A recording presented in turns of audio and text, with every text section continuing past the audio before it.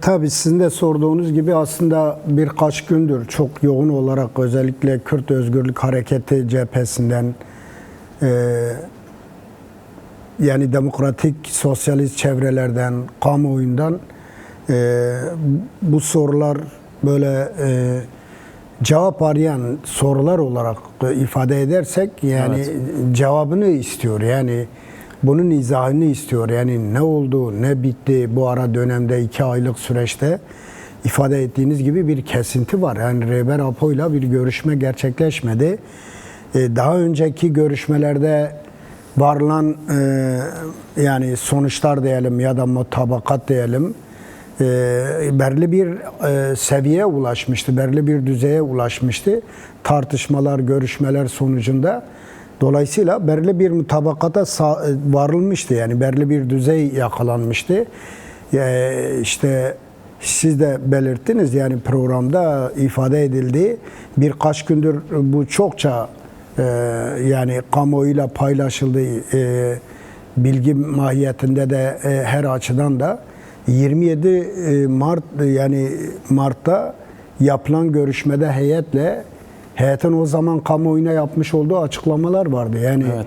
o açıklamalar gayet şeydi yani böyle umut vaat eden işte geleceğe ilişkin çok daha ciddi, çok daha belirgin adımların atılacağı, karşılıklı bazı adımların atılmasıyla ya da daha doğrusu devlet cephesinde hazırlanacak olan kimi yasal ve hukuki düzenlemelerle sürecin farklı bir evreye evrileceği ve bu yönüyle de sürecin daha hızlı ilerleyeceği yönünde herkeste bir beklenti oluştu. En son bu konuya ilişkin duran kalkan arkadaşın yapmayı değerlendirmeler vardı. Yani hareket adına yani ya da kendisinin yapmış olduğu bu ara dönemdeki değerlendirmede şu çıktı yani 27 işte Mart görüşmesinden sonra işte belirli bir düzeyin yakalandığı görüşmeler sonucunda kendilerinde bilgilerini iletildiği bu konuda işte 7 maddeden oluşabilecek bir yol haritasının hazırlanacağı dolayısıyla devlet heyeti, devlet tarafını buna baktıktan sonra da işte en son kendilerine ulaşılabileceğini ve bu konuda kendilerinde görüş belirttikten sonra da Rehber Apo tarafından da artık belirli bir yani sonuca vardıktan sonra noktalanıp ona göre sürecin ilerleyeceği yönündeydi diyor. Biz de hareket olarak bunu önemsedik. Dolayısıyla bu beklenti içerisine girdik. Hazırlıklarımızı yaptık. Tartıştık. Değerlendirmeler yaptık. Ki sürecin daha hızlı ilerlemesi ve cevabın gecikmemesi açısından böyle sorumlu bir yaklaşım içerisine girdik. Fakat ne hikmetse ne garipse yani deyim yerindeyse ondan sonra 27 yani Mart görüşmesinden sonra işte en son Mayıs 18 değil mi yapılan görüşme? 24 Mayıs. Pardon. 24 Mayıs'ta bir görüşme gerçekleşti. O zamana kadar 2 ayı dolduran bir süreç var yani. Evet. Bu süreçte şimdi çok şey değişti, çok şey gelişti. Rehber Apo'yla yani bu sürecin tam tersine işleyen bir durum meydana geldi. Rehber Apo'yla görüşme yapılamadı. Ne avukatları, ne aile, ne heyet hiçbir iletişim ağı olmadı. Yani devlet heyeti gitti mi, gitmedi mi, görüşmeler oldu mu, tartışmalar oldu mu, olmadı mı? Mutlaka olmuştur. Yani gidiş gelişler devlet cephesinde olmuş olabilir. Fakat kamuoyunu, halkı genel itibariyle bu beklenti içerisinde olan herkes işte ne oldu? Niye görüşme yapılmıyor? Sorgulaması içerisine girdi. Bunu sormaya başladı. Tabii gidemedi 2 ay içerisinde. Dolayısıyla yani heyet İmralı'ya gittikten bir gün önce miydi, sonra mıydı? İşte CHP'ye yönelik çok kapsamlı bu mutlak butlan kararı ortaya çıktı. Yani bu sıradan bir karar değil, sıradan bir yaklaşım, sonradan bir müdahale değil yani. Peki Eyvallah Kemal, siyasete doğrudan müdahale yani. Evet. Bu 2 aylık görüşememe haline yani tecrit devam ediyor şeklinde değerlendirmeler de yapıldı. Yine Kürt Özgürlük Hareketi tarafından Önder Apo'ya yönelik uygulanan tecritin devam ettiği yönünde. Bu 2 aylık görüşmeme haline varılan, o 27 Mart'ta da varılan bir işte mutabakattan söz ediliyor. Sonrasında yaşanan gelişmeler karşısında bir duraksama yaşandı. Süreçte herhangi bir adım görülmedi, atılmadı. Bazı açıklamalar geldi ama İmralı heyeti 2 ay boyunca gidemedi. O zaman soru şu, yani AKP-MHP iktidarı Önder Apo'yla bu görüşmeleri süreç kapsamında araçsallaştırıyor mu? Ya da bunu bir tehdit olarak mı kullanıyor? Yani tabii bu soru işaretlerini herkesin kafasında değişik düzeyde canlandırıyor, şekillendiriyor. Yani herkes öğrenmeye, dolayısıyla sorgulamaya başlıyor. Yani sen insanları durduramazsın. Herkes tabii bu bir taktik mi, bir evet.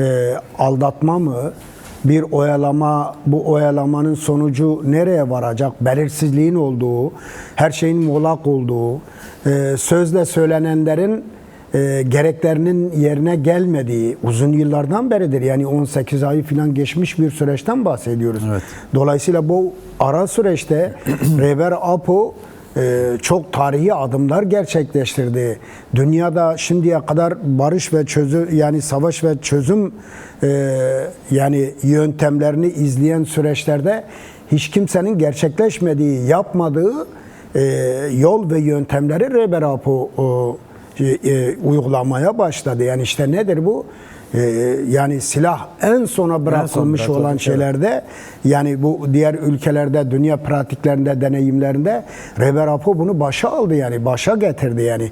Dolayısıyla bu çok apayrı, dünyada yeni bir model, yeni bir yöntem olarak belki ileride ders konusu olacak ya da bu konuda yararlanabilecek olan bu sorunlardan işte yani deneyim olarak bundan güç alabilecek ya da izlenebilecek yol itibariyle belki bu yolu kendileri açısından da bir yöntem olarak belki seçecekler. Rehber Apo bunu gerçekleştirdi.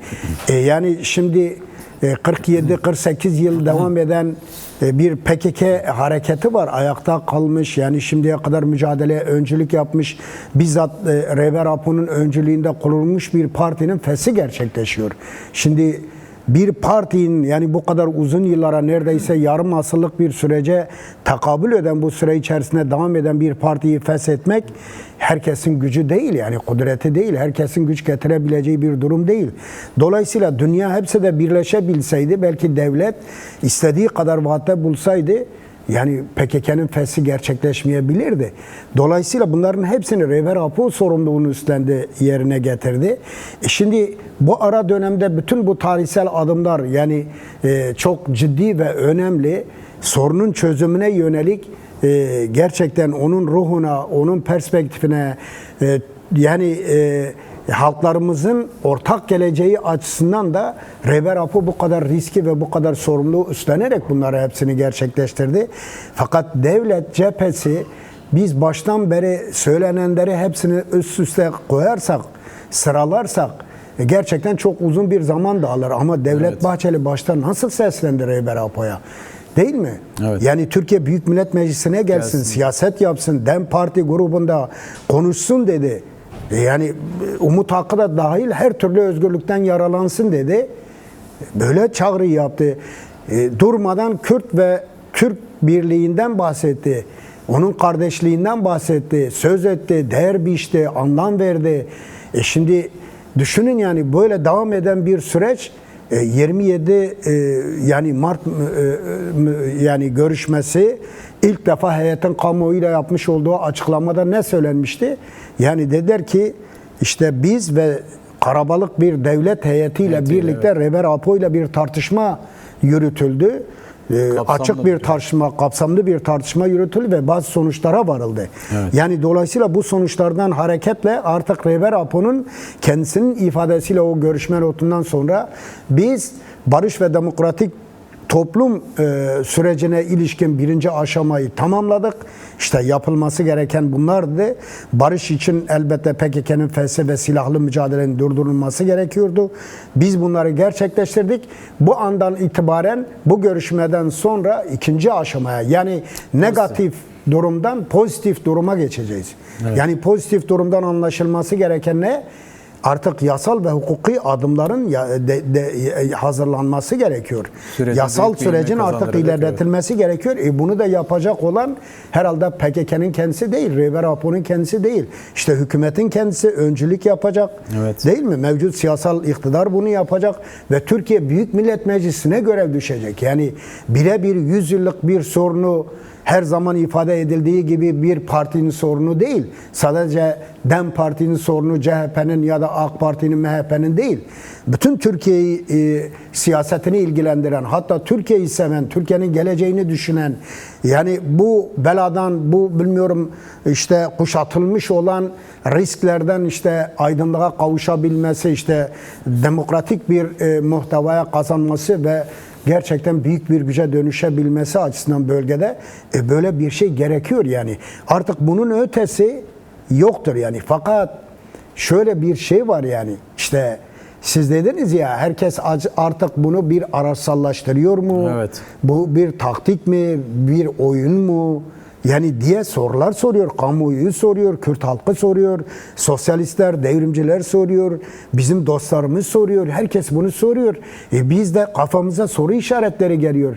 Yani niye bu konuda 27 Mart'tan sonra niye bir tıkanıklık, niye 2 aylık süreç böyle heba edildi? Her türlü riske, provokasyona, oyuna, işte bilmiyorum müdahaleye, sekteye uğratmak, baltalamak için pusuda bekleyen bir sürü güç var. Kendileri de sürekli durmadan bunu söylüyor. Devlet Bahçeli de söylüyor, Tayyip Erdoğan da, Cumhurbaşkanı da bunu söylüyor Evet, tam da her defasında. Kemal. Dolayısıyla şuraya geleceğim ve bitiriyorum. Tamam. Yani sonradan siz sorarsınız.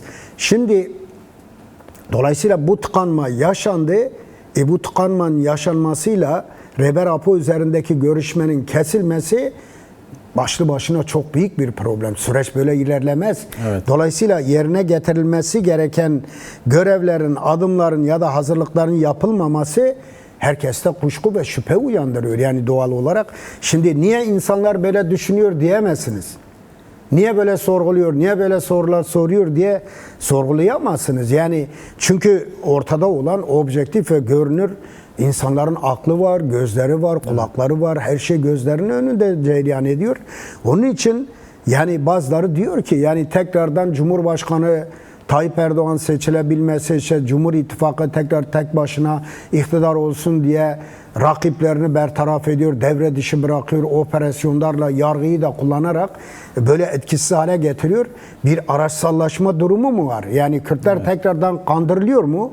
Yani bunlar elbette böyle düşünenler var. Kürtler kandırılmıyor kuşkusuz. Kanmaz. Kürtler eskisi gibi öyle yani böyle herkesin kendine göre kullanabileceği, yön verebileceği, aldatabileceği, başkasının biliyorum fikirleriyle, gücüyle biliyorum hareket edebileceği öyle bir hareket değil yani. Dağılmış, zayıf kalmış, güçsüz, biliyorum siyaset yapamayacak, bilmiyorum bölgeyi, dünyayı, konjonktürü değerlendirebilecek pozisyonda olmayan bir hareket değil. Tam tersine güç sahibidir ve dolayısıyla Rehber Apo'nun öncülüğünde bu süreci en doğru temsil eden hareketlerden biridir. Onun için yanlış hesap üzerine kimse girmesin. Yani baştan beri bu uyarılar hep yapıldı yani.